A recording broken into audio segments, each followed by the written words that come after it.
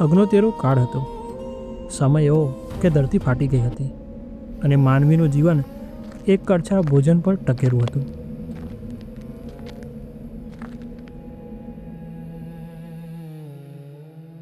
તે સમયે કાઠિયાવાડની ધરતી ઉપર ધંધુકા પાસે ભીમનાથ મહાદેવ આવેલું છે. આ ભીમનાથ મહાદેવના દ્વારે દિવસે એક વખત થોડું આપવામાં આવતું. ભૂખ્યા લોકો દૂર દૂરથી આવતા. તેમની આંખોમાં તરસ અને હૃદયમાં એક આશા હતી, એક કડછો થોડું.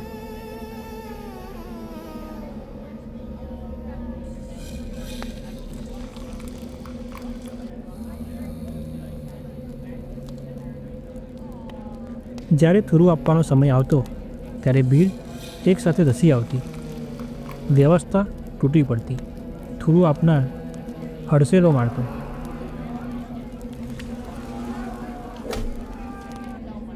લોકો નીલકા નદીની રેતીમાં ઢળી પડતા, રેતીમાં લોટતા. શરીર ઘાયલ થતું પણ મન હારતું નહીં. તેઓ પાછા ઊભા થતા અને ફરી કતારમાં આવતા, કારણ કે તેઓ જાણતા હતા કે થોડું અહીં જ મળશે, અહીં સિવાય ક્યાંય નહીં મળે. ગુણાતીતાનંદ સ્વામી આ વાતને સમજાવતા કહે છે કે કલ્યાણનો ખપ કેવો રાખો, ભીમનાથના રાકા જેવો. ધક્કા પડે, અપમાન સહન કરવું પડે તોય પાછા ન ફરવું. જે ખપ દુઃખથી તૂટતો નથી એ જ કલ્યાણ સુધી પહોંચે છે.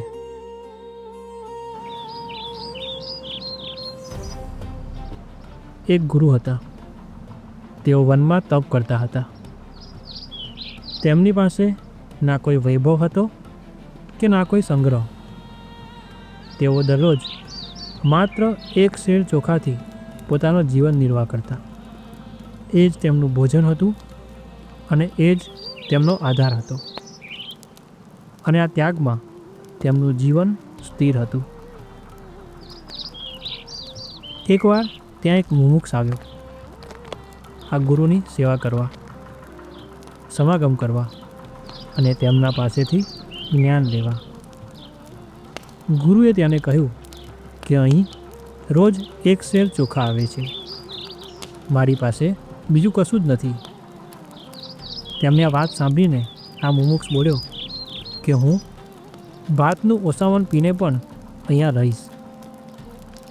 ગુરુએ તેનો ખપ જોયો અને તેને ત્યાં રહેવાની મંજૂરી આપી. આ વાતને થોડા દિવસ થયા હશે ત્યારે ત્યાં બીજો મુમુક્ષ આવ્યો. ગુરુએ તેને આખી પરિસ્થિતિ સમજાવી. ત્યારે તે મુમુક્ષ ગુરુને પૂછે છે કે આ ચેલો શેના આધાર પર જીવે છે? જવાબ મળ્યો, ભાતનું ઓસામણ.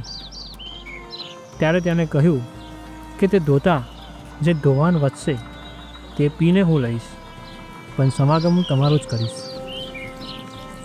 તેની આ વાત સાંભળીને ગુરુએ તેને ત્યાં રહેવાની મંજૂરી આપી.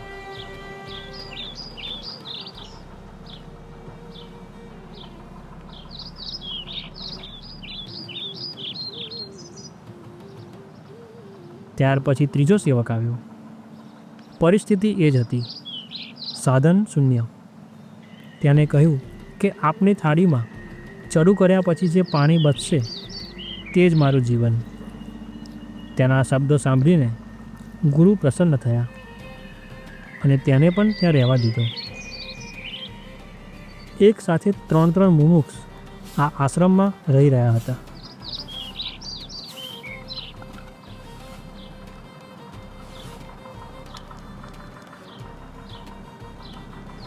તેવામાં ત્યાં આગળ ચોથો મુમુક્ષ આવ્યો.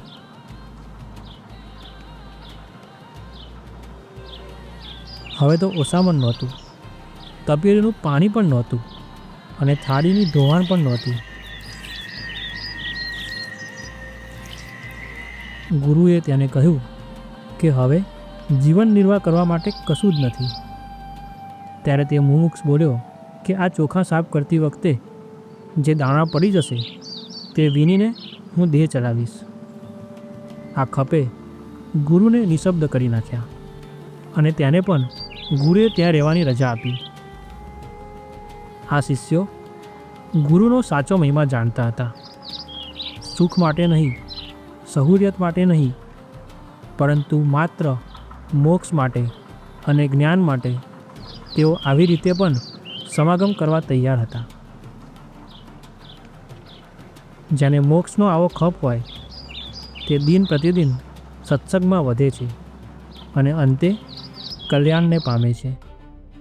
જો આજનો આ વિડીયો આપને સારો લાગ્યો હોય તો કોમેન્ટમાં જય સ્વામિનારાયણ લખવાનું ના ભૂલશો.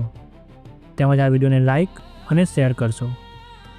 આવા જ પ્રસંગોને જાણવા માટે પ્રમુખ પ્રસંગમ ચેનલને સબસ્ક્રાઈબ કરવાનું ના ભૂલશો. જય સ્વામિનારાયણ.